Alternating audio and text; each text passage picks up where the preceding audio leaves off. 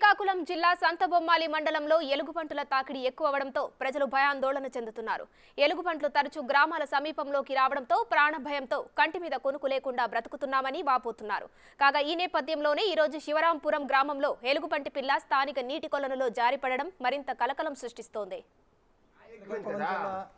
ఈ మా గ్రామంలో ఎలుగుబంటి పిల్ల ఇదిగోండి ఒక చిన్న వాటర్ సంపోర్ట్ అందులో పడిపోయింది.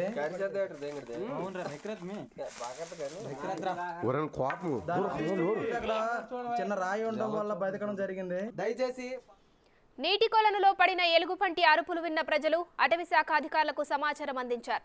వెంటనే అక్కడికి చేరుకున్న అధికారులు ఎలుగుబంటి పిల్లను బయటకు తీసేందుకు చర్యలు చేపట్టారు. నెల రోజుల క్రితం కూడా పలాస సమీపంలోనే వరుడుగండి గ్రామంలోకి చొరబడిన ఎలుగుబంటి ఓ మహిళపై దాడి చేసి తీవ్రంగా గాయపరిచిందని అన్నారు. ఎలుగుబంటుల బెడద నుంచి తమను రక్షించాలని వారు కోరుతున్నారు.